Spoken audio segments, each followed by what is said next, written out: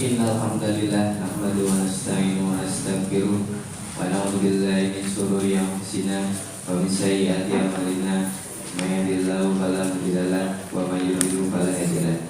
Asyhadu an la ilaha illallah wa asyhadu anna Muhammadan abduhu wa rasuluh. Bapak Ibu dan jamaah yang kami hormati, pada kesempatan kali ini saya Ulil Albab dari Ikatan Mahasiswa Muhammadiyah alhamdulillah dapat tugas sebagai pembawa acara. Terima kasih kepada Bapak Ibu yang sudah hadir pada kajian pagi hari ini. Kajian pagi hari ini akan dibawakan oleh Ustadz Agus Wiswanto dengan tema kajian yaitu meraih berkah dalam hidup. Semoga materi pada pagi hari ini dapat menjadi pedoman kita untuk kehidupan sehari-hari ke depannya. Tanpa mengurangi waktu lagi, kepada Ustadz Agus Wiswanto kami persilakan.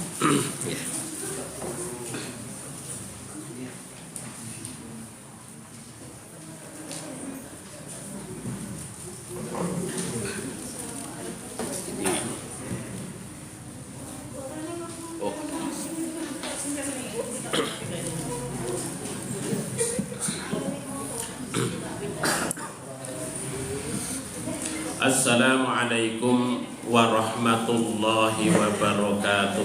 Waalaikumsalam warahmatullahi wabarakatuh.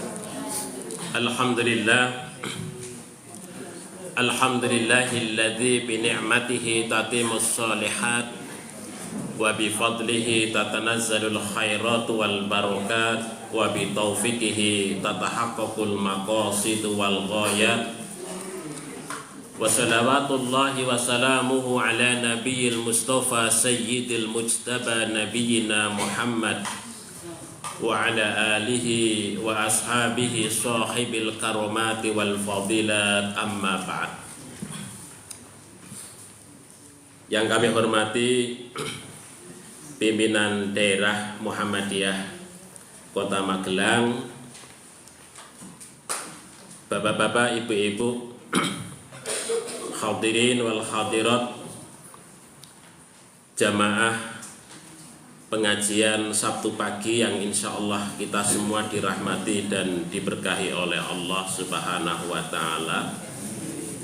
Alhamdulillah pada pagi hari ini kita bisa bermuajahah, bisa bersilaturahim dalam rangka untuk memperdalam pengetahuan kita tentang syariat Allah Subhanahu wa Ta'ala.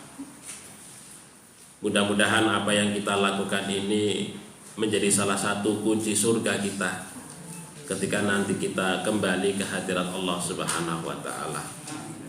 Kemudian sholawat serta salam mudah-mudahan senantiasa melimpah kepada junjungan kita, teladan kita, uswah kita, Nabiullah Muhammad sallallahu alaihi wasallam.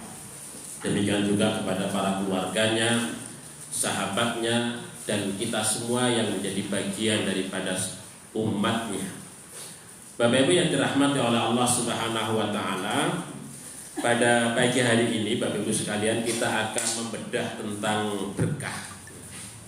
Tentu kita sebagai seorang mukmin berkeinginan, bercita-cita bahwasanya hidup kita itu adalah hidup yang penuh berkah. Ya, jadi keinginan kita kan ngoten nggih Bapak Ibu sekalian. Jadi hidup engkang berkah. Nah niki. Nah, di dalam Al-Qur'an wonten surat Al-A'raf ayat 96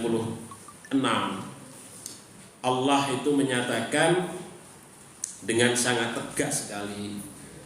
Allah ungkapkan walau anna ahlal qura amanu wattaqau la fatahna alaihim barakat. Walau sekiranya anna ahlal qura, penduduk satu negeri, ya, komunitas suatu organisasi, kemudian juga anggota satu masyarakat ataupun komunitas, itu kok iman, itu kok takwa kepada Allah Subhanahu wa taala, maka kata Allah, la fatahna, sungguh kami Allah akan membukakan untuk mereka itu, untuk penduduk penduduk negeri ini, apa? Barokah, berkah. Di sini Allah menggunakan kata jamak, bukan hanya barokah, tapi barokat. Nah, ini artinya bahwa berkah Allah itu banyak dimensinya. Jadi berkah niku mboten tidak hanya satu arah saja, satu saja, tetapi berkah itu banyak ragamnya, banyak dimensinya.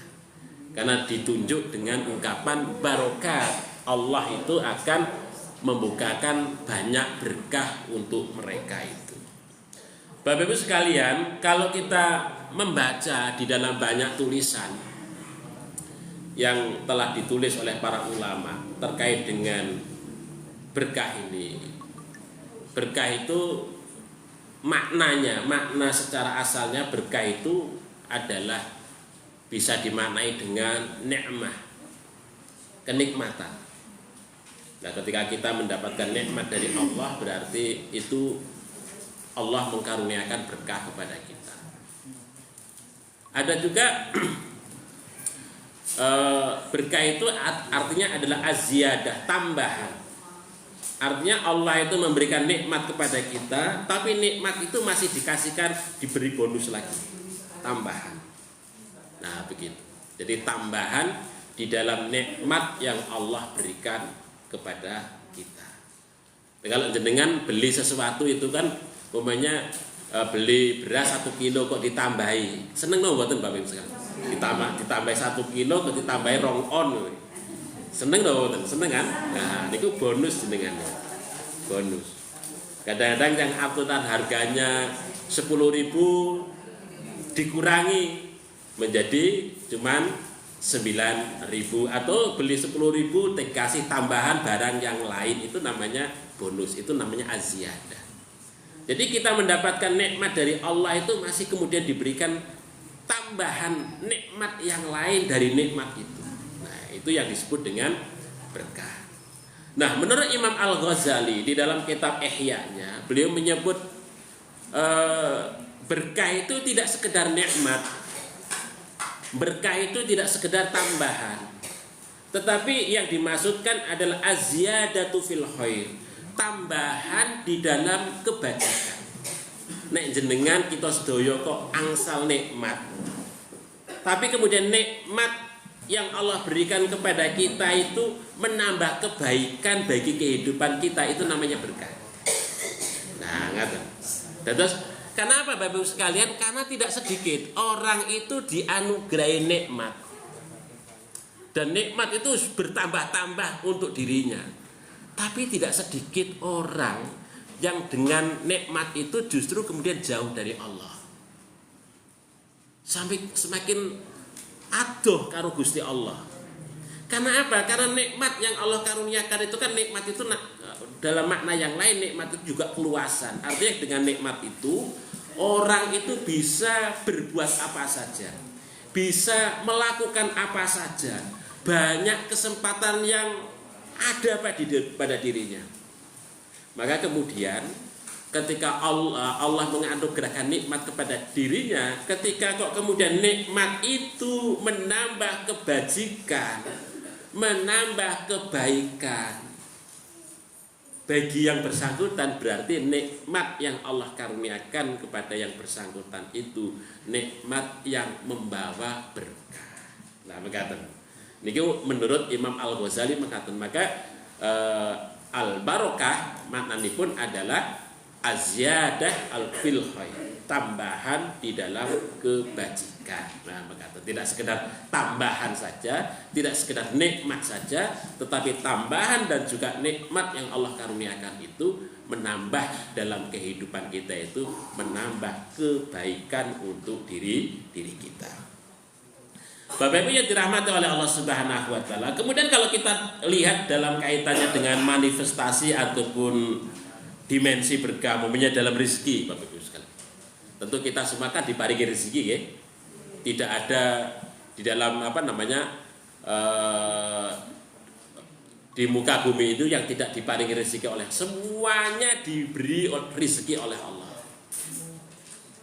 Wa ma min dzabbatin fil ardi rizquha illallah. Jadi tidak ada sesuatu pun yang ada di muka bumi ini yang rezekinya itu kecuali dikaruniakan oleh Allah Subhanahu. Jadi tidak ada kok kemudian manusia itu orang entuk rezeki iki mboten enten ceritane. Semuanya diparingi rezeki, bahkan semua binatang melata selain manusia itu juga diparingi rezeki. Tapi memang jatahipun memang beda-beda. Ada yang dapat sedikit, ada yang dapat banyak, ada yang turah-turah. Ngaten. Itu tergantung dari usaha yang kita lakukan. Begitu. Ya, juga tergantung dari doa yang kita panjatkan dan seterusnya. Bapak Ibu yang dirahmati dan diberkahi oleh Allah Subhanahu wa taala. Makanya kemudian Bapak Ibu sekalian, ketika rezeki itu memberikan berkah kepada kita Bapak Ibu sekalian, maka ya kehidupan kita itu tambah apik. Ada cerita dari salah seorang sahabat Nabi Shallallahu Alaihi Wasallam. Pada saat dia itu hidup dalam kesempitan, jadi anugerahi rezeki tapi titik itu. Ini ada seorang sahabat Nabi yang asmani pun Sa'labah. Sa'labah itu ketika dia itu diparingi rezeki setitik oleh Gusti Allah, ora akeh ngibadahi pol-polan. Sholat jamaah ora pernah telat. Sholat 5 waktu ojo malih pokoknya sholat jamaah ora pernah telat. Ojo meneh sholat 5 waktu kan ngaten. Ibadah-ibadah yang sregepe luar biasa. Suatu ketika Sa'labah itu sowan wonten ngarsanipun Kanjeng Nabi nyuwun didongake dadi wong sugih. Sajane Kanjeng Nabi iki delok Sa'labah iki ya mesakne, tapi kalau didongakne dadi wong sugih iki Nabi khawatir. Lah kok lek dadi wong sugih Sa'labah iki iso syukur apa ora? Kira-kira ngoten niku. Sampun khawatir restu niku Sa'labah niku. Tapi wong sing jenenge wong sowan ning ngarsanipun Kanjeng Nabi nyuwun nggih Kanjeng Nabi ndongakne. Tidak sekedar doa, Kanjeng Nabi niku paring kali Sa'labah niku napa? Kanjeng Nabi enggak ada 2 ekor kambing, sepasang kambing. Nah niki diparingke Sa'labah, ini saya punya 2 ekor ini, dipelihara. Seneng Sa'labah niku memelihara. Awalnya tahun pertama ya mana. Akhirnya dalam satu cerita menika kambingipun Sa'labah itu memenuhi jalan-jalan kota Madinah saking banyaknya. Tapi Bapak Ibu sekalian, dari rezeki yang Allah karuniakan itu ternyata Sa'labah dekatnya dengan Allah semakin berkurang. Buktinya apa? Yang biasanya jamaah mboten pernah jamaah melih. kan Nabi niku tanglet. Loh, Sa'labah itu kemana sekarang kok jarang sholat jamaah? Dijawab oleh para sahabat, wah sekarang Sa'labah dadi wong sugih wae Nabi, sibuk ngurusi kambingnya. Bukan Bapak Ibu sekalian. Nah artinya bahwa rezeki yang Allah karuniakan yang begitu luar biasa kepada Sa'labah menika tidak menambah kebaikan. Karena apa? Karena rezeki banyak ternyata membuat sibuk dia lupa akhirat. Hanya sekedar mengurusi urusan dunia saja. Tapi lupa intinya, yaitu ngibadah maring ngarsanipun Gusti Allah Subhanahu wa taala. Nah, ini contohipun bahwa tidak setiap rezeki yang Allah berikan kepada kita itu membawa berkah. Nah, itu ada rezeki yang kadang-kadang malah menjauhkan kita kepada Allah Subhanahu wa taala. Maka di sini penting bagi kita semua untuk mengingat itu, Bapak Ibu sekalian. Kemudian yang kedua, Bapak Ibu sekalian, yang kedua, berkah dalam waktu. Kita sebetulnya diparingi wekdal nggih. Diparingi waktu kan nggih napa mboten Bapak Ibu sekalian. Dan waktu kita sama 24 jam, nggih napa nggih? Nggih. Sama. Tetapi Bapak Ibu sekalian, ada orang yang dianugerahi waktu itu, ya ada orang itu ya untuk santai-santai saja, duduk-duduk. Ada juga yang sergap untuk medamel, ya, beramal, untuk ngibadah maring Gusti Allah, ada. Nah, niki. Nah, kita Bapak Ibu sekalian diparingi wekdal, diparingi waktu, ini juga merupakan satu nikmat. Ya. Apalagi kemudian ungkapan Kanjeng Nabi ngeten lho Bapak Ibu sekalian. Kita semua kan diparingi umur ya. Nah, apalagi umur kang dawa niku nikmat. Maka Kanjeng Nabi ngendika tuba liman tola umruhu wa hasuna amaluhu. Berbahagialah orang yang punya umur panjang, diparingi umur panjang. Tapi kemudian napa hasuna amalu, amale iki apik ngoten lho. Wah, niki berkah urip tenan niku. Berkah urip. Karena tidak sedikit Bapak Ibu sekalian orang memberikan kesempatan kepada orang yang bersangkutan.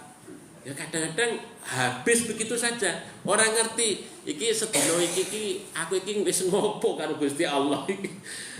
Ngibadah apa, ngamal apa, kadang-kadang nggih ilang begitu saja. Kita umpamanya Bapak Ibu sekalian umur 60, 65, ada yang 70 nggih Bapak Ibu sekalian. Ada yang 70. Nah, kadang-kadang ya kita, saya itu sudah 70 tahun ini apa ya yang saya amalkan ini. Nah, ngoten Bapak Ibu sekalian. Maka ini penting, ini merupakan satu nikmat yang luar biasa yang Allah itu memberikan kesempatan kepada kita. Nah, ini maka Bapak Ibu sekalian monggo niki dipun ingat juga terkait dengan kesempatan dan waktu ini. Karena nikmat diantaranya adalah waktu luang itu. Umur ingkang panjang menika. Nah niki maka kesempatan bagi kita semua yang dianugerahi apalagi kesehatan mekaten sudah umur 60 70 tetap sehat itu luar biasa alhamdulillah. Nggih, napa mboten Bapak Ibu sekalian. Karena banyak orang yang umur 50 saja sudah kepayahan banyak kena penyakit sing macam-macam nggih kathah. Tapi kita umur di atas umur 60 70 tapi tetap masih bugar itu luar biasa nih. Artinya itu bisa kita manfaatkan dalam rangka untuk kita semakin dekat kepada Allah. Ngibadahi semakin banyak. Karena apa? Karena kita dalam kondisi yang bagus, dalam kondisi yang prima. Karena benten loh, ketika kita itu dalam kondisi yang sehat dan tidak itu kan dalam kita ngibadah itu rasanya pun benten. Kehusuanipun nggih benten.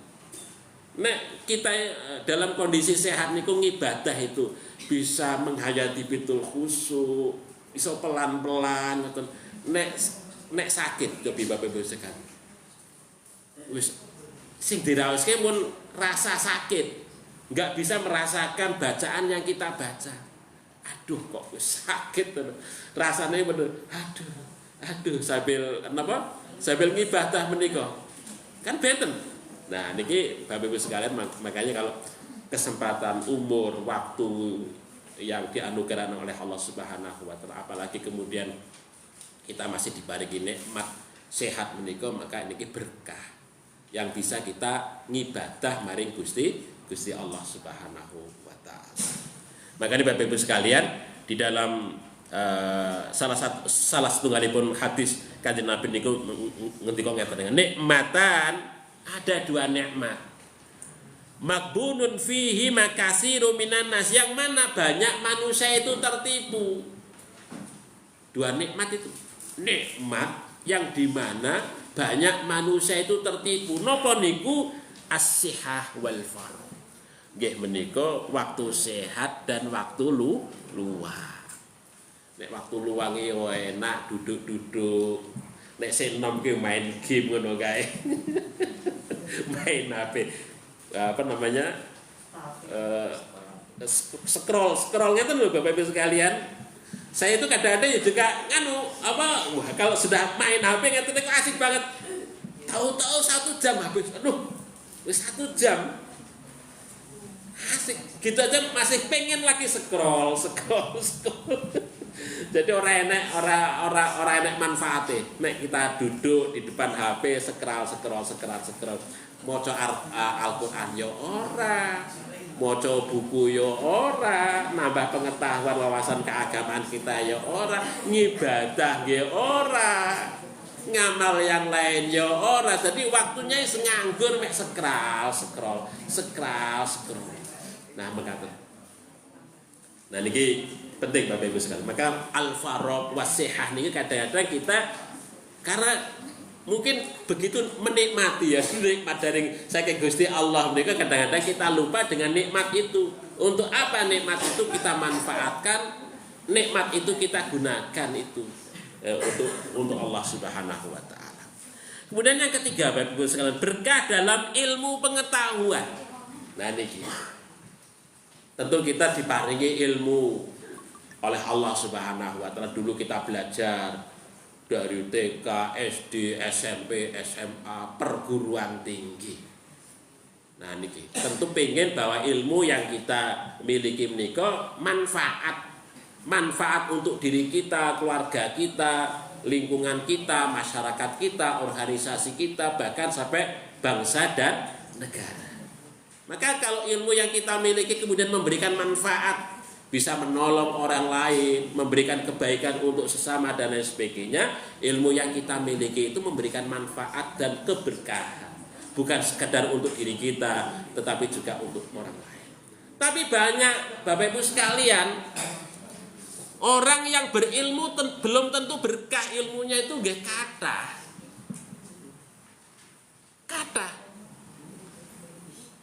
Makanya wonten kisahnya zaman dulu niku ada Bal'an niku bala Kurawanipun Firaun ya.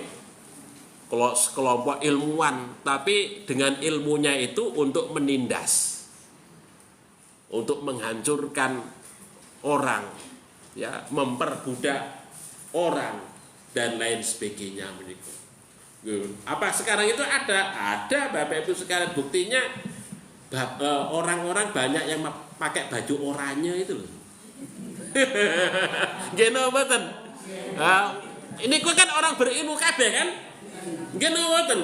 Rata-rata berilmu Bapak Ibu sekalian, orang berilmu enggak mungkin kok kemudian korupsi. Rata-rata kok sing korupsi niku nggih rata-rata ya orang berilmu Bapak Ibu sekalian. Bukan ilmu korupsi, ilmunya itu digunakan, dimanfaatkan untuk ngapusi. Nek belajar ya padha umpamanya belajar di ilmu MD Fakultas Ekonomi, Ilmu Manajemen, Akuntansi. Dosen yo sing ngajari yo tenanan. Aja ngapusi lek nyatet ki yo ditakut sing tenanan. Tapi digunakan ilmu akuntansi nggih hapus-hapus. Pencatatannya itu tidak benar, tidak jujur. Padahal Gusti Allah ngendika wa idza tadayantu bidainin ila ajalin musamma faktubu wal yaktub bainakum katibun bil adli. Nah niku.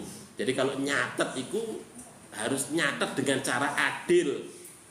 Enggak boleh ngapusi. Nah niku. Tapi sekarang buktinya banyak gara-gara mencatatnya itu error. Apakah orangnya, apakah komputernya itu ya biasanya orangnya, like komputernya itu manut orangnya kok. Jadi sing error itu orangnya. Nah, itulah menyebabkan banyak kerugian. Bukan hanya untuk banyak sekali lah kerugian yang ditimbulkan karena ilmu. Artinya ilmu yang dimiliki orang yang bersangkutan itu tidak membawa kebajikan. Artinya ilmu tidak membawa berkah. Ya mengatakan. Karena dengan ilmu itu orang malah bisa canggih cara mencurinya, ngapusinya, berbuat zolimnya juga semakin kejam kepada orang lain dengan ilmu yang ia miliki. Maka itulah kemudian ilmu yang tidak memberikan berkah kepada kehidupan seseorang. Nah ini Bapak Ibu sekalian. Makanya Bapak Ibu sekalian, Kanjeng Nabi itu mengajarkan kepada kita untuk senantiasa berdoa. Allah, apa itu doanya? Allahumma inna nas'aluka ilman nafi'ah. Ilmu yang bermanfaat. Maksudnya tidak sekedar manfaat untuk diri kita sendiri, tapi untuk orang lain. Dan manfaat di sini maksudnya adalah berkah. Berkah kemanfaatan, kemaslahatan. Nah ini. Kemudian yang keempat Bapak Ibu sekalian, berkah dalam keluarga dan hubungan sosial. Nah ini tentu kita dalam kehidupan rumah tangga kan pengen berkah ya Bapak Ibu sekalian. Punya pasangan iki kepengin berkah uripipun. Punya anak-anak iki kepengin berkah. Nah tandanya berkah itu apa? Kita punya pasangan semakin memotivasi kita untuk berbuat baik, bukan berbuat jahat. Kita punya anak semakin memotivasi kita untuk berbuat baik, bukan berbuat jahat. Itu artinya keluarga kita, keluarga yang berkah. Karena banyak Bapak Ibu sekalian orang yang punya pasangan, pasangannya malah kemudian memotivasi yang bersangkutan untuk berbuat jahat. Kata, ya dulu saya ya dulu pegawai BCA itu kalau dulu itu. Saya masih ingat betul itu tahun 2010 atau 2011-12 itu Mbak Di itu namanya ya. Di ya. Masih ingat ibu-ibu itu punya pasangan masih muda, lebih muda dari dia, ganteng. Wah, tapi apa Bapak Ibu sekalian, pasangannya mungkin ya karena ganteng, karena masih muda, mungkin kebutuhan apa saja disuplai sama yang bersangkutan, akhirnya ngambil duitnya nasabah. Itu bukan sekedar puluhan miliar, ratusan miliar. Itu demi pasangan dia rela untuk berbuat jahat. Dan kata banyak Bapak Ibu sekalian, orangnya itu awalnya baik, dapat pasangan yang nggak tepat. Akhirnya apa ya, korupsi habis-habisan, nyuri habis-habisan. Demi apa? Demi pasangan. Ini artinya bahwa kehidupan keluarga itu tidak membawa berkah yang bersangkutan. Demikian juga anak-anak. Nah, anak-anak yang membawa berkah menikah semakin mendekatkan diri kita kepada Allah. Tapi juga ada karena faktor anak Bapak Ibu sekalian, kadang-kadang orang tua termotivasi untuk berbuat apa saja demi anak. Berbuat nyogok yo demi anak. Wis pokoknya demi anak dilakoni apa saja, dosa ataukah tidak, berarti anak tidak membawa berkah. Ini penting Bapak Ibu sekalian. Maka dalam kehidupan rumah tangga ya yang kita bangun adalah bagaimana relasi kita itu adalah untuk semakin tawasau bil haq, tawasau bis sabr, untuk senantiasa terus mengingatkan pasangan kita, anak-anak kita. Demikian juga kita ketika diingatkan nggih ampun nopo emosi ditangleti, Pak iki duit kondi, enggak usah takon-takon. Bahaya niku. Itu duit kondi, Pak.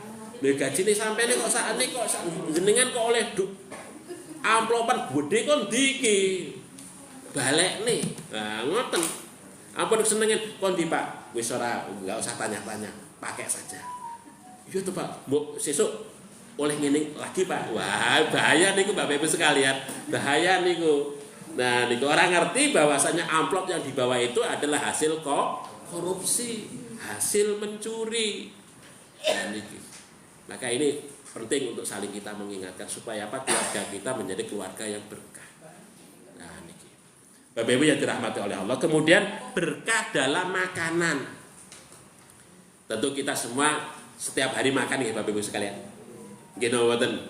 Nggih, karena makan itu bagian dari kehidupan kita. Maka ini penting juga Bapak Ibu sekalian untuk kita perhatikan. Karena apa? Makanan itu membawa berkah dalam kehidupan kita. Bagaimana makanan itu membawa berkah? Salah satu indikasinya makanan itu membawa berkah itu segala sesuatu yang kita makan itu semakin menggiatkan kita untuk dekat dengan Allah. Tapi kalau kita makan sesuatu kok kita semakin malas untuk ngibadah jauh kepada Allah, berarti ada tanda-tanda itu. Makanan yang kita makan itu tidak membawa berkah. Makanya kemudian Kanjeng Nabi dan juga Allah Subhanahu wa taala mengingatkan kepada kita kalau makan diperhatikan makanan itu apakah memang halal ataukah tidak. Kenapa? Makanan yang halal atau makanan yang haram yang kita konsumsi yang menyebabkan kita kemalasan. Setan ngalir di dalam darah kita. Gede-gede setan ibu bapak ibu sekalian. Kenapa? Kita semakin males itu. Waduh, biasanya sholat jamaah bar mangan. Aduh kok engko dikit ngerokok dulu. Akhirnya lupa. Waduh wis komat engko dikit akhirnya apa? Waduh lupa. Kalau ada sholat jamaah. Ngotot Bapak Ibu sekalian. Makanya ini penting Bapak Ibu sekalian, makanan diperhatikan. Apalagi kita saat ini Bapak Ibu sekalian yang namanya makanan itu dalam kaitannya dengan masalah haram dan halalnya itu memang sangat-sangat sulit, maka diperhatikan. Ya, ketika makan itu tidak sekedar nikmat nih Bapak Ibu sekalian. Enak, ini kok enak banget, bukan sekedar itu. Tapi ini apakah halal ataukah tidak? Ning restoran masuk enggak pernah didelok ini restoran halal atau enggak ya. Mlebu. Wah, makanannya enak tenan. Kita enggak tahu apakah ini halal ataukah tidak. Perhatikan menikah Bapak Ibu. Karena apa? Karena segala sesuatu akan berpengaruh di dalam aliran darah kita. Apakah kita kemudian menjadi nantinya semakin menjadi orang baik, ataukah malah sebaliknya semakin jauh dari Allah, semakin jauh dari kebaikan. Nah, maka ini penting sekali untuk kita perhatikan dalam kaitannya dengan makan. Bapak Ibu sekalian, itu terkait dengan masalah dimensi berkah. Ya, memang ada orang yang dikasih berkah dalam rezekinya, berkah dalam waktunya, berkah dalam ilmu pengetahuan, berkah dalam kehidupan rumah tangga, berkah dalam hal makanannya dan lain sebagainya. Ada orang yang dikasih berkah dalam semua dimensi itu. Ada juga yang tidak, hanya beberapa saja. Nah, tentu kita ingin dalam semua dimensi itu adalah mengandung berkah. Itu yang kita harapkan, yang hendak kita raih dalam kehidupan ini. Karena apa? Karena berkah itu nantinya juga akan membawa kebajikan juga bagi kita pada saat kita kembali ke hadirat Allah Subhanahu wa taala. Bapak Ibu yang dirahmati oleh Allah. Kemudian lalu bagaimana cara meraih berkah menika? Kalau kita merujuk di dalam ayat menika, Bapak Ibu sekalian, kuncinya untuk meraih berkahnya Allah itu yang pertama adalah amanu wa taqwa, iman dan takwa. Nah niki penting niki. Ini kunci utama bagi kehidupan kita. Makanya njogo iman, njogo takwa niku bagian dari kehidupan kita yang sangat-sangat fundamental. Nek wong ki imane ilang, walaupun dia itu mendapatkan rezeki yang banyak dari Allah, itu tidak membawa kebajikan untuk dirinya, tidak membawa berkah untuk dirinya. Pasti dia akan masuk neraka, sengsara. Mungkin belum sampai neraka, belum sampai akhirat saja, wonten donya, walaupun dia itu banyak hartanya, wis sengsara Bapak Ibu sekalian, menderita. Nah niki, makanya menjaga iman dan takwa ini menjadi bagian penting bagi kehidupan kita. Makanya Bapak Ibu sekalian, ya alhamdulillah kita masih bisa hadir di majelis taklim ini. Ini salah satu fungsi, majelis taklim itu salah satu milieu ya, menciptakan suasana di mana kita itu untuk bisa terus menjaga iman dan takwa kita. Karena milieu itu penting. Kenapa? Karena ya lingkungan itu kan salah satu umumnya ya memotivasi. Kalau ketika diri kita dalam diri itu pas lemah, pas down, ada lingkungan yang mendorong kita untuk terus berbuat baik, kita akan terdorong ikut. Tapi kalau tidak, maka akan sangat sulit bagi kita sudah lemah di dalam rohani kita, lingkungan nggak mendukung, ya sudah bablas itu.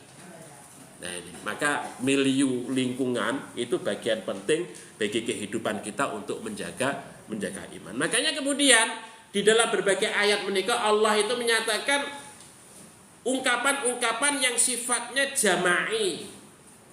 Amanu watakau. Amanu itu kan lafadznya amanu, orang-orang yang beriman, tidak hanya tunggal nih Bapak Ibu sekalian. Watakau, orang-orang yang bertakwa. Jadi rombongan nek jenengan iman dewe, angel Bapak Ibu sekalian. Untuk melaksanakan syariat nek dewean iki yo abot, berat. Tapi nek bersama-sama lingkungan pendukung, ringan sekali. Maka ini penting Bapak Ibu sekalian, menjaga iman dan takwa itu diantaranya adalah bagaimana jamaah, ya lingkungan kita itu bisa mendorong kita untuk terus berbuat baik. Kemudian melakukan amal soleh yang kedua, Allah ngendika dalam surah An-Nahl, man amila solihan min dzakari au unsa. Barang siapa yang beramal soleh, baik laki-laki ataupun perempuan, wa huwa mukmin, sementara dia adalah orang yang mukmin. Terus niki amal soleh yang dilakukan baik laki-laki dan perempuan, maka kata Allah falanuhyiyannahu hayatan thayyibah. Maka sungguh aku, kata Allah, kami, kata Allah, akan mempersiapkan untuk dia yang beramal soleh itu adalah kehidupan yang baik. Hayatan thayyibah.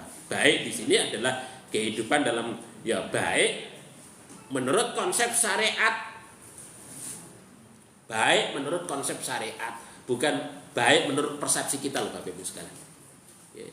Baik menurut persepsi manusia itu menurut orang kafir itu ya orang nenggak minuman keras itu dianggap baik. Wong mereka seneng. Orang-orang kafir berzina, gonta-ganti pasangan, wah baik, senang mereka. Tapi baik di sini bukan itu maksudnya. Baik menurut aturan syariat. Nah, maka di sini yang dimaksudkan kehidupan baik itu kehidupan yang selaras dengan apa yang dikehendaki oleh Allah, yang kemudian kita nanti pada saat di akhirat mendapatkan kehidupan baik berupa pahala dari sisi Allah. Itu namanya kehidupan baik. Nah, kemudian yang ketiga, bertaubat dari segala perbuatan dosa. Nah ini penting Bapak Ibu sekalian, karena apa? Kita menyadari bahwa kita itu sebagai manusia itu kan makhluk yang dhaif, makhluk yang lemah, tidak lepas dari berbagai macam dosa dan kesalahan. Setiap kita itu pasti memiliki dosa. Maka pertobatan itu penting untuk kita lakukan. Bertobat setiap hari. Bukan berarti kita tiap hari berbuat dosa kemudian tobat mari Gusti Allah mboten Bapak Ibu sekalian. Jadi pertobatan ngeten. Dalam ilmu tasawuf disebutkan kalau tobatnya orang awam memang dari berbuat dosa berhenti dari perbuatan dosa. Tapi bagi orang yang beriman yang levelnya itu sudah naik, bukan itu. Apa? Tobat dari kelalaian. Jadi lalai kita tobat dan ngoten. Kemudian menjadi untuk tidak lalai. Nah, niku. Jadi terus bertobat, tobatnya itu meningkat. Jadi tidak semata kalau tobat itu kan memerlukan dosa. Kan aku nggak punya dosa. Maunya gitu ngoten. Kalau begitu saya berbuat dosa dulu baru bisa bertobat. Nah, tidak begitu rumusnya. Jadi bertobat itu dari level yang dosa ke berhenti dari dosanya, Kemudian lalai menjadi tidak lalai dan seterusnya. Dari tidak cinta kepada Allah menjadi mahabbah, keterpautan hati terus kepada Allah Subhanahu wa taala. Itu levelnya begitu. Jadi pertobatan tidak semata-mata dari perbuatan dosa, perbuatan yang salah yang kita lakukan. Jadi segala sesuatu yang kita anggap kurang. Duh, umpamanya contoh kita niki Bapak Ibu sekalian. Aduh, aku kok tadi sholat kok kurang khusyuk yo. Aduh, tadi kok aku sholat kok tergesa-gesa. Tobat, merasa tobat, duh Gusti Allah. Apakah sholat saya itu diterima oleh panjenengan? Nah, ngoten nyuwun kali Gusti Allah, duh Gusti Allah.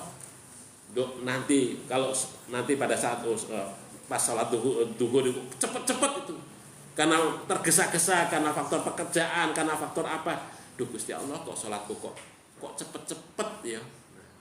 Sholat asar diperbaiki. Duh Gusti Allah, tadi waktu sholat duhur saya tergesa-gesa. Kenapa? Karena banyak pekerjaan. Sekarang saya nyoba untuk sholat khusyuk. Itu namanya pertobatan Bapak Ibu sekalian. Ya. Kadang-kadang kita kan jarang mengevaluasi sholat sudah selesai. Apakah sholat kita itu tadi sudah benar ataukah tidak? Yang penting sudah sholat. Kan sering ngoten niku nggih Bapak Ibu sekalian. Ya, karena rutin, sifatnya rutinitas. Segala sesuatu yang sifatnya rutinitas kadang-kadang kita nggak perhatian. Maka sekali-kali nanti Bapak Ibu sekalian evaluasi nih. Waduh, enggak sholat saya, aduh, puasa saya. Nah, ngoten niku. Dievaluasi. Nanti akan merasa bahwa oh saya itu ternyata masih banyak yang lemah. Nanti panjenengan pada tingkatan tertentu ketika dongo, ketika sujud iso nangis Bapak Ibu. Tapi kalau nggak pernah mengevaluasi, tidak akan pernah nangis. Tapi kalau jenengan evaluasi, duh, tadi sholat saya kok begitu amat. Nah, biasanya pun nanti karena kesadaran itu tumbuh, maka jenengan iso nangis pada saat sholat. Merasa bahwa apa yang selama ini dilakukan itu, oh ternyata belum apa-apanya toh. Nah, ngoten Bapak Ibu sekalian. Ini namanya pertobatan. Jadi terus sholat ibadah tidak sekedar levelnya level syariat, tapi sudah masuk kepada level rohani, sudah masuk pada level mahabbah, kecintaan kepada Allah Subhanahu wa taala. Bapak Ibu yang dirahmati dan diberkahi oleh Allah Subhanahu wa taala. Kemudian yang keempat Bapak Ibu sekalian adalah syukur. Banyak syukur. Nah, niki. Syukur itu akan menambah keberkahan bagi kehidupan kita.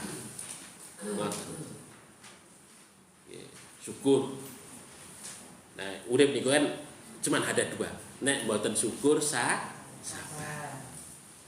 Nah, niki syukur diuji oleh Allah Subhanahu wa taala. Nah, niki levelipun kita di mana dalam kaitannya dengan kesyukuran kita kepada Allah Subhanahu wa taala. Apakah kita sudah ridho? Nah, sudah ridho dengan apa yang Allah bagi kepada kita ataukah kita masih gerundel? Sering syukuripun atau sering gerundelipun Bapak Ibu sekalian? Biasanya pun nek ngrupi bab ibu-ibu ngrupi, aku yo ngene, aku kurang ngene, aku yo ngene iki. Jadi padha ini yo padha, ini yo padha. Jadi padha menderita kabeh. Jadi sak rombongan menderita kabeh. Terus nikmati Gusti Allah di mana? Bapak Ibu sekalian, terus kita banyak harus tahadus bin nikmah. Menceritakan kebaikan Allah kepada kita. Alhamdulillah, Allah yang masih memberikan kesehatan kepada saya. Kemarin saudara saya umurnya yang lebih muda dari saya itu sudah banyak penyakitnya, tapi saya alhamdulillah masih dibarengi sehat. Itu namanya tahadus bin nikmah. Nah, ngoten Bapak. Jadi terus disyukuri. Alhamdulillah masih bisa jalan, walaupun jalannya itu minggrang-minggring itu. Tetangga saya seumuran dengan saya sudah nggak bisa jalan. Nah, ngoten terus disyukuri. Alhamdulillah. Pokoknya dibandingkan dari yang lebih rendah, Jangan membandingkan dengan orang yang di atas kita. Kalau kita membandingkan dengan orang yang di atas kita, kita nggak akan pernah syukur. Tapi bandingkan kehidupan kita dengan yang lebih rendah dari kita, maka akan terus bersyukur kita. Terus bersyukur. Insya Allah kalau bersyukur itu lega hati niku. Lega hati niku menurut para dokter niku salah setunggalipun obat untuk sehat. Ini lega hati, ridho mari Gusti Allah Subhanahu wa taala itu penting Bapak Ibu sekalian. Maka di sini Bapak Ibu sekalian sabdanipun Kanjeng Nabi menika, "Faman radhiya bima qasamallahu lahu," barang siapa yang ridho terhadap apa yang Allah bagi untuknya, barakallahu lahu fihi wa wasa'ahu, maka Allah akan memberikan keberkahan dan meluaskan hidup orang yang bersangkutan itu. Nah, kita itu banyak bersyukur Bapak Ibu sekalian. Insya Allah itu nggih lega, luas, mboten sumpek, mboten sempit, ngoten. Tapi lega, rasane iki nyaman. Urip iki seneng. Walaupun mungkin dalam tanda kutip mungkin ya kita sedang tidak baik-baik saja, betul loh Bapak Ibu sekalian. Tapi ya tetap senang, gembira ngoten loh. Gimana ngoten Bapak Ibu sekalian. Nah, ini ngoten toh. Ngoten niku Bapak Ibu sekalian. Maka ini penting. Faman radiya bima qasamallahu lahu, barakallahu lahu fihi wa wasa'ah. Jadi Allah itu akan memberikan keberkahan untuknya dan meluaskan hidup untuk orang yang bersangkutan menika. Nah niki pangandikanipun Kanjeng Nabi Muhammad sallallahu alaihi wasallam. Kemudian ingkang kaping gangsal, jangan lupa membayar zakat. Nek panjenengan diparingi rezeki ingkang luas, yang dipikirkan pertama kali niku napa Bapak? Aduh, ini kesempatan bagi saya untuk bersedekah membayar zakat. Ampun ngeten iki Bapak, aduh ini punya duit ini. Waduh, kendaraanku kayak wis nganu rada elek. Iki nggih apa engko kayak didol, dinaikkan lagi, tambah apik. Oh, ini lagi. Ini lagi. Habis Bapak sekalian. Habis. Yang untuk ini mana? Yang untuk zakatnya mana? Entek. Zakat akhirnya. Karena apa? Karena kita sudah memikirkan prioritas menaikkan hidup kita. Kalau kita sudah menaikkan derajat hidup kita, berapapun duit yang di kita itu tidak akan pernah cukup. Wong iki biasanya kok naik. Ngoten lho Bapak Ibu sekalian. Biasa itu sunatullah. Pakaian saja umpamanya biasanya pakaian nek hargane 1.000-an wis cukup. Tapi kadang-kadang naik level lagi. Aduh, kok ono konco kok rupane pakaiannya kok apik. Mesti kayak regane 500.000. Aku kepengin sing ngono kae. Ngoten niku pengen sing ngono kae. Kan sudah beda lagi. Aturan 100.000 cukup menjadi 500.000 limang lembar, nanti keluar untuk beli pakaian. Naik level, ya memang katanya naik level, tapi ya itu kebutuhan tidak akan pernah cukup. Kendaraan nggih ngoten niku Bapak. Naik level lagi, naik level yang biasanya motor 20-an juta. Kok kae kok 40. Kok kae kok swidak. Mobil nggih ngoten. Terus ora pernah cukup. Ngoten, enggak pernah cukup. Maka yang kita utamakan Bapak Ibu sekalian ketika kita mendapatkan rezeki dari Allah itu, apakah kita bisa bersedekah, bisa membayar zakat dulu yang kita utamakan. Nah, itu penting bagi kita semua. Ya karena apa? Karena keluasan rezeki bagi kita itu ya diantaranya adalah bagaimana kita mampu untuk berbagi menika. Maka zakat disebut dengan sedekah. Kalau panjenengan melihat di dalam surat At-Taubah ayat 60, surat At-Taubah ayat 103 menika. Innamas shadaqatu lil fuqara'i wal masakin khudh min amalihim shadaqatan. Sedekah. zakat disebut sodako. Mengapa kok disebut sodako? Sodako dari kata sodako yang artinya benar. Maksudnya apa? Orang yang imannya benar pasti dia akan berbagi dengan rezeki yang ia miliki, yang telah Allah anugerahkan kepada yang bersangkutan. Tetapi sebaliknya, kalau dia kok dikaruniakan rezeki oleh Allah kok tetap cedil, podo wae, ya berarti imane belum benar. Makanya Abu Bakar As-Siddiq digelari As-Siddiq. Di samping dia itu membenarkan wahyunya Kanjeng Nabi, tapi juga dia berbagi dengan harta yang ia miliki. Untuk apa? Untuk perjuangan agama. Berjuang fi sabilillah, mengorbankan seluruh hartanya bahkan untuk menyokong Kanjeng Nabi. Nah niki, makanya Abu Bakar As-Siddiq ini disebut As-Siddiq karena imanipun bener. Wonge lomone luar biasa. Lomo. Wes nyah-nyok pokoke. Nah niku Bapak Ibu sekalian. Kita sakit apa mboten Bapak Ibu sekalian iki. Nggih, berlatih. Nah, berlatih. Kita itu semua harus belajar nggih Bapak Ibu sekalian. Belajar. Dan niki. Ya pada intinya manusia itu kan berkeluh kesah. Ya, kemudian cetil. Itu kan halu'a manu'a, itu kan dalam surat Al-Ma'arij itu kan disebut halu'a, banyak keluh kesahnya, cetil. Niki menungso. Tapi orang beriman kan enggak begitu. Orang beriman harus shodiq, memiliki kemampuan untuk berbagi dengan harta yang kita miliki. Seberapapun rezeki yang Allah berikan kepada kita, kita masih bisa berbagi, walaupun jumlahnya tidak seberapa, mampu berbagi dengan sesama. Ini penting Bapak Ibu sekalian. Nah niki, Bapak Ibu yang dirahmati oleh Allah Subhanahu wa taala. Kemudian yang keenam adalah mencari rezeki dengan jalan yang halal.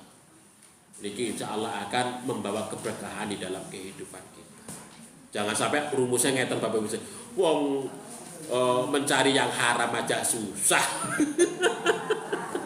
Apalagi yang halal. Pak ora iso mangan kalau ngono kuwi. Nggih mboten ngoten nggih Bapak Ibu sekalian. Kalau rumusnya ngoten niku, wah niku susah niku. Terus nggih rumusipun kita sebagai orang yang beriman nggih mencari yang halal. Itu yang kita cari. Insya Allah dengan kita mencari yang halal dimudahkan oleh Allah kehidupan kita. Nah, mengatakan. Jadi kalau kita paradigmanya di dalam pikiran kita itu sudah mengatakan, insya Allah Bapak Ibu itu urip cari rezeki yang halal itu gampang. Tetapi sebaliknya kalau sudah berparadigma di dalam pikirannya, walah wong sing haram ke angel. Nah, ngoten yo sudah. Karena apa? Karena di pikirannya sudah setan yang berkuasa. Gusti Allah, malaikat ya sudah berlepas. Jadi yang membantu isinya adalah setan, sehingga kemudian yo dalam yang haram itu yo dimudahkan, yang halal dipersulit. Nah, maka ini penting Bapak Ibu sekalian untuk kita sadari terkait dengan masalah itu, mencari rezeki yang halal. Nah ini penting bagi kita semua sehingga kemudian kehidupan kita terus akan menjadi berkah. Kemudian yang terakhir, menjaga hubungan dengan Allah dan sesama, silaturahim, ta'abud, takarub mari Gusti Allah untuk terus kita tingkatkan. Ya silaturahim yang niki Bapak Ibu terus untuk kita galakkan kebersamaan. Karena apa? Ya urip iku nggih ngoten niku kok. Jadi Kanjeng Nabi itu ngendika itu man ahabba ayyub sato fi rizqihi wa ayun sa'afi umrihi falyasil rahimah. Barang siapa yang kemudian ingin dijembarkan di dalam rezekinya, dipanjangkan dalam umurnya, makanya perbanyak silaturahim. Karena silaturahim itu akan membawa suasana yang segar. Yo kalau biasanya di rumah itu sumpek kayak ya. Kalau di rumah itu mungkin ya kebutuhan ini, kebutuhan itu, kebutuhan ini, kebutuhan itu. Waduh, rasanya anjang silaturahim. Ternyata ada jalan yang bisa dilakukan. Ini ternyata nggak kepikiran di rumah silaturahim. Enak dalan. Nah, maka silaturahim itu penting Bapak Ibu sekalian bagi kita semua untuk terus kita bangun, kita galakkan sehingga kemudian ngurip diri kita, ngurip organisasi kita. Nah ini memperpanjang usia kita. Karena apa? Suasana hati kita seneng, bahagia. Terima kasih. Bapak Ibu yang dirahmati oleh Allah Subhanahu wa taala, saya kira begitu yang saya sampaikan. Bapak Ibu sekalian, ada kekhilafan mohon maaf. Ya, mudah-mudahan kita semua diparingi hidup ingkang berkah wonten donya dan akhirat. Saya kira begitu. Terima kasih. Ada kesalahan mohon maaf. Billahi taufiq wal hidayah. Assalamualaikum warahmatullahi wabarakatuh. Terima kasih Ustaz Abdus Bismillah atas tausiah pada kajian pada pagi ini. Sebelum saya tutup, izinkan saya untuk menginformasikan